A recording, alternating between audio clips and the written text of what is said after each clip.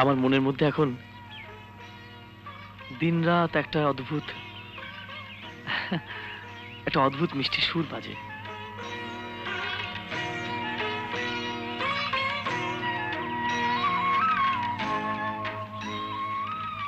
আমি সেই সুরের নেশায়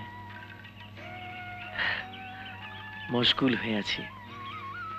মম চিত্তে নীতি নৃত্যে কে যে নাচে, তাতা থই থই তাতা থই থই তাতা থই থই, তারি সঙ্গে কি মৃদঙ্গে সদা বাজে, তাতা থই থই তাতা থই থই তাতা থই থই।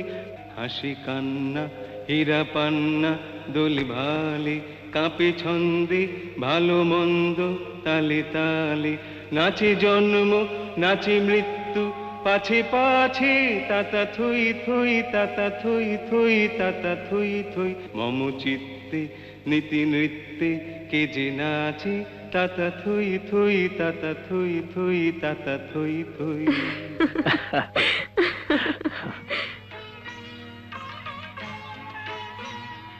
এই সরস্বতীর মূর্তিটা আমার এক বান্ধবী আমাকে দিয়েছে। ভেবে দেখলাম এর যিনি বরপুত্র তার কাছেই ইনি ভালো থাকবেন। এটা আপনাকে দিলাম।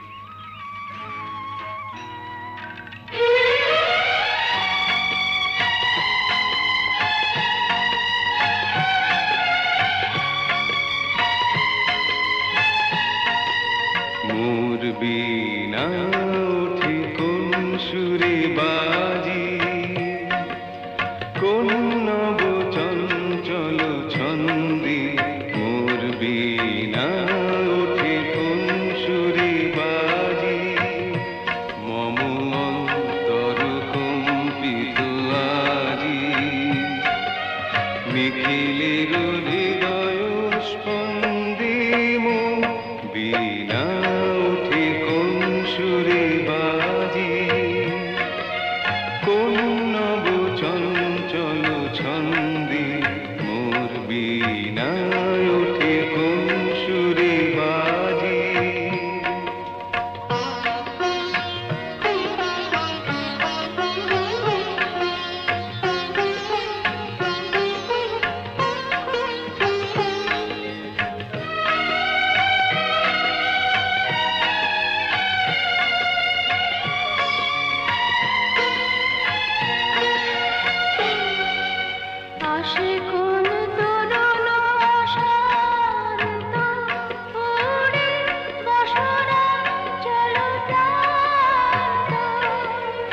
আলোকের নৃত্যে বনান্ত, মুখরিত অধীর আনন্দে, মোর বীণা ওঠে কোন সুরে বাজে, কোন নব চঞ্চল ছন্দে, মোর বীণা ওঠে কোন সুরে বাজে।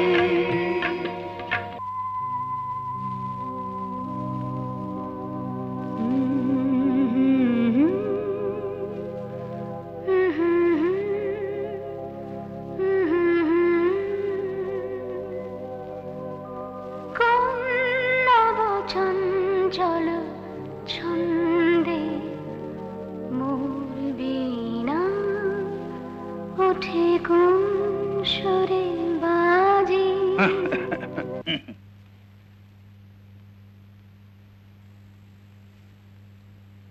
আরে সমু, কি বাবা? তোকে তো এত খুশি আগে কখনো দেখিনি মা। আমি প্রাণ ভরে তোকে আশীর্বাদ করছি মা, তুই যেন সারা জীবন এরকম খুশি হয়ে থাকতে পারিস।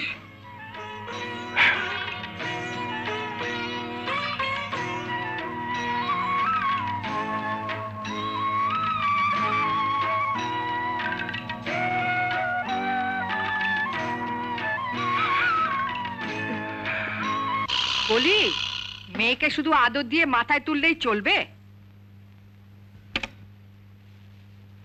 কাল বিকাশের মা ফোন করেছিলেন, বিকাশের বিয়ে তারা দেরি করতে চান না।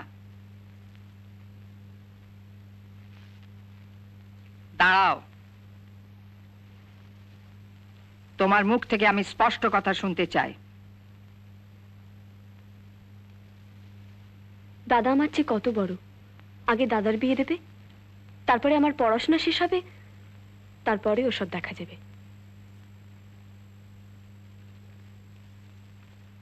কি হয়েছে রে দিদি? কিছু না। তোর সেই অদ্ভুত লোকটার কথা মনে পড়ছে না? রাগ করছিস কেন রে দিদি?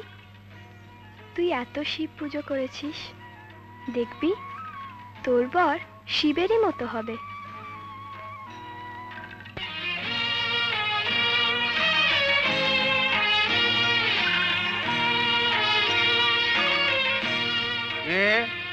আগে আমি কাকে চাইছো বাবা তুমি?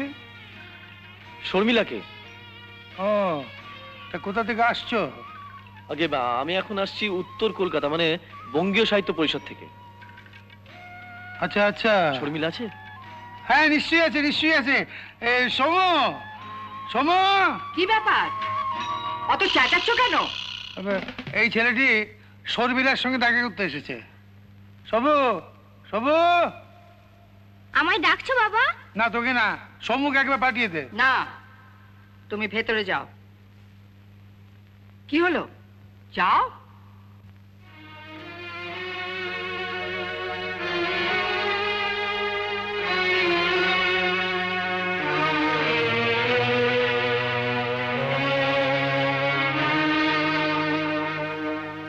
কে তুমি?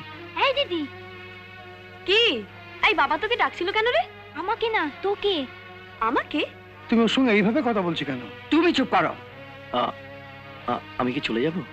হ্যাঁ যাবে। স্বাগতা, আমি চাই না যে কোনো রাস্তার লোক ছুতো করে আমার মেয়ের সঙ্গে দেখা করবার জন্য এই বাড়িতে ঢুকে পড়ে। মা! তুমি আবার এখানে এলে কেন? ওসব তুমি কি বলছো ওকে? আমি সব ঠিক কথাই বলছি। তুমি চেনো একে? নিশ্চয়ই চিনি। তাহলে যা বলবা তাড়াতাড়ি ওকে বলে বিদেয় করো। আমি দাঁড়ালাম এখানে। স্বাগতা, ওরা কথা বলবে, আমরা দাঁড়াবো কেন? চলো, ক্লাবে দেরি হয়ে যাচ্ছে। হয় হোক। আহ, কই, কি দরকার তোমার বলে ফেলো তাড়াতাড়ি। চুপ করে আছো কেন?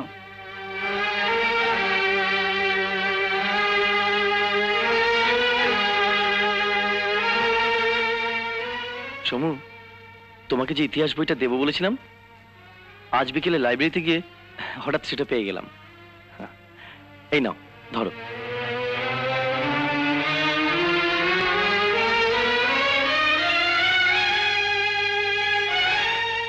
এবার আমি যাই।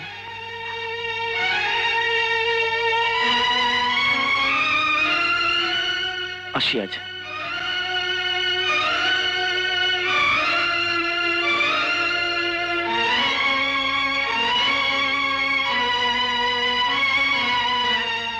এটা কিন্তু তুমি খুব খারাপ করলে মা। সত্যি তো, ছেলেটা বইটা বাড়িতে বয়ে নিয়ে এলো, আর তুমি তাকে...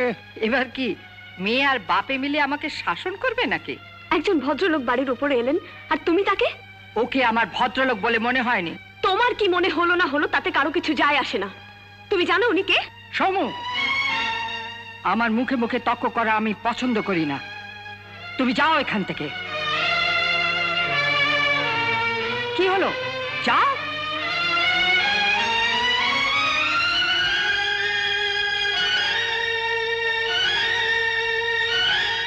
কাজটা ভালো করলে না স্বাগতা। আচ্ছা মিসেস বাসু, হুম, ছেলের বাবা হিসেবে একটা কথা আমি আপনার কাছ থেকে স্পষ্ট করে জানতে চাই।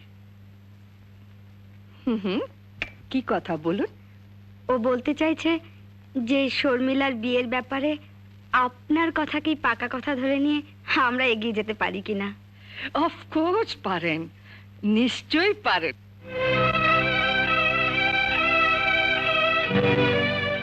আমি বিকাশকে বিয়ে করতে পারবো না। কি বললি সমু? আমি একজনকে ভালোবাসি, বিয়ে করতে হলে তাকেই করব। কে সে? সেদিন আমাদের বাড়িতে যে লোকটা বই নাকি দিতে এসেছিল, সেই লোকটা?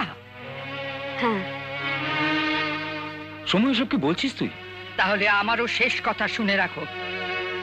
ওই নোংরা বেকার ওয়ার্থলেস লোকটাকে বিয়ে করলে আমাদের সঙ্গে কিন্তু তোমার আর কোনো সম্পর্ক থাকবে না। সমু, সমু শোন, দেখ তোর নিজের জীবন, নিজের ভবিষ্যৎ এভাবে নষ্ট করিস না।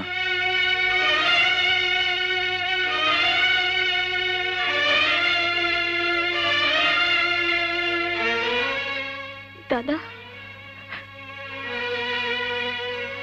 দাদা আমি যে আনন্দকে সত্যি ভালোবাসি রে দাদা। একটা কথা, তোমার কাছে যদি আমাদের মান অপমানের কোনো মূল্য না থাকে, তাহলে এই বাড়ির টাকা কড়ির ওপর তোমার কোনো দিন কোনো অধিকার থাকবে না। তুমি নিজের রাস্তা নিজে দেখে নেবে, কথাটা মনে রেখো। চলে আয় অপু, চলে আয়।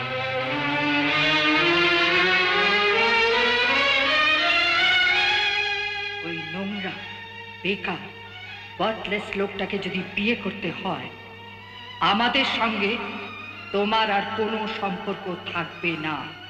তুমি তোমার নিজের রাস্তা নিজে দেখে নেবে, তুমি তোমার নিজের রাস্তা নিজে দেখে নেবে।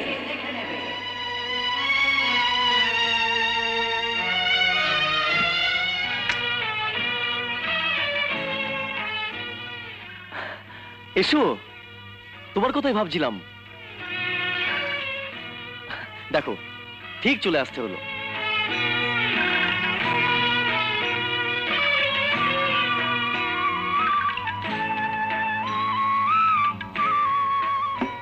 কেন ভাবছিলেন কেন? এ আবার কি কথা? কেউ কি আর চেষ্টা করে ভাবে? ভাবনা তো এসে যায়।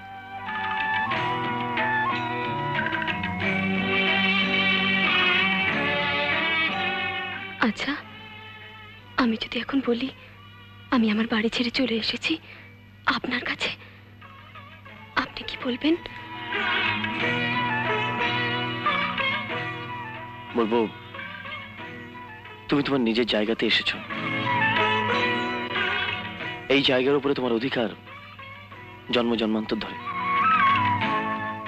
হ্যাঁ, সামনের জন্মে কিন্তু ছাড়বো না তোমাকে, আগে থেকে বলে দিলাম।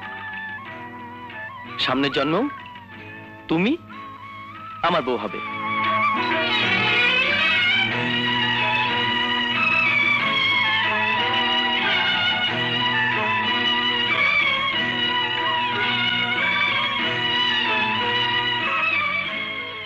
একটু চলো তো আমার সঙ্গে। কোথায়?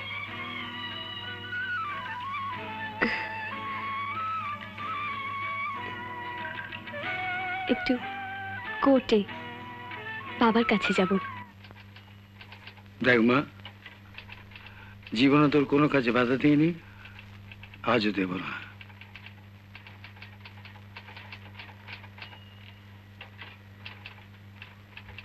তোরা যদি ভালোবেসে বিয়ে করে সুখী হতে চাস, আমার আশীর্বাদ চিরদিন তোদের সঙ্গে থাকবে।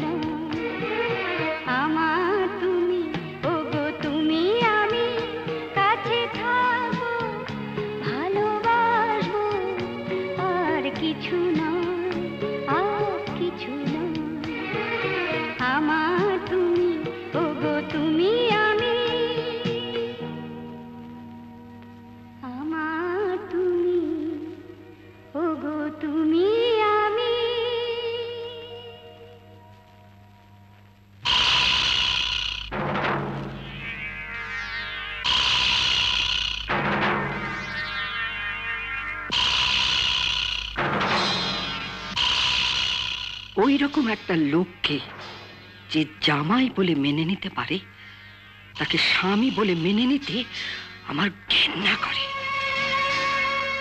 তোমার মতো লোকের সঙ্গে ঘর করার চেয়ে আমার গলায় দড়ি দিয়ে মরাও ভালো।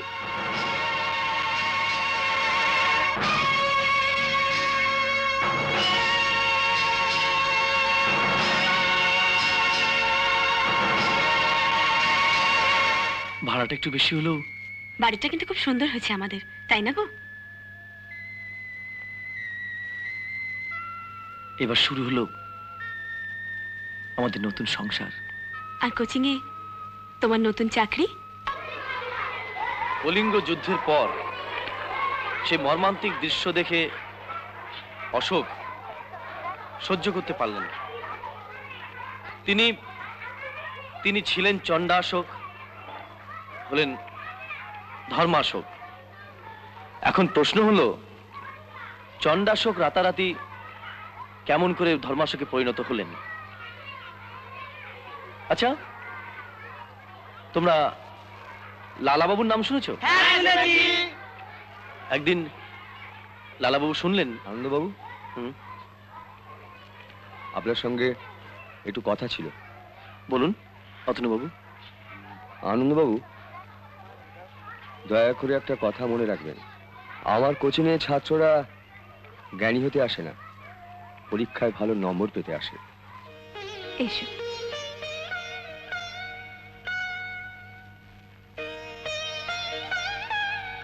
কি হয়েছে?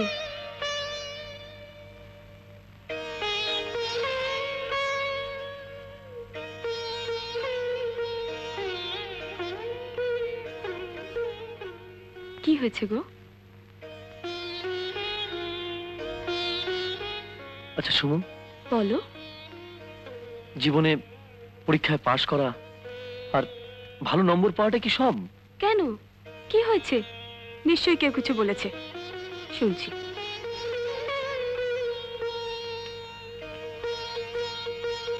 তার আগে এটা নাও।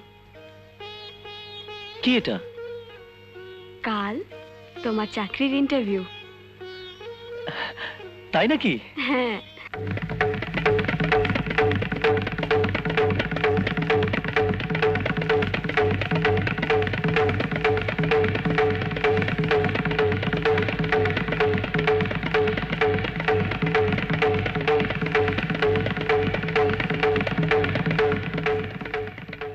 আমাকে মাফ করবেন স্যার, আপনাদের যে কোনো প্রশ্নের উত্তর আমি দেব, কিন্তু ভুল প্রশ্নের উত্তর আমি দিতে পারবো না। আমি জানি এরপর এখানে আমার চাকরি হবে না, হয়তো চিরকাল আমাকে টিউশনি করে খেতে হবে, কিন্তু আমার কিছু করার নেই।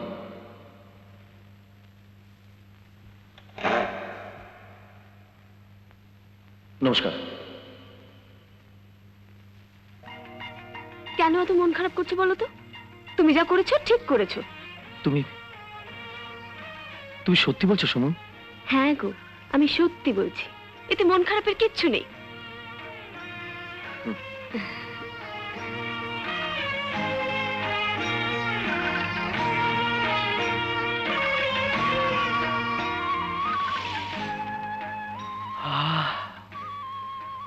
কি সুন্দর।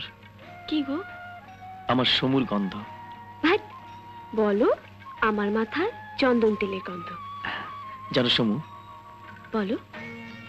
এই তেলের গন্ধ পেলে না আমি হাজার হাজার মাইল দূর থেকে বুঝতে পারবো। কি কি বুঝতে পারবে গো? আমি বুঝতে পারবো যে আমার আমার সমু আসছে। হ্যাঁ গো, তোমার বোনের না আসার কথা ছিল বহরমপুর থেকে? উমা হুম, যে কোনো দিন এসে পড়বে।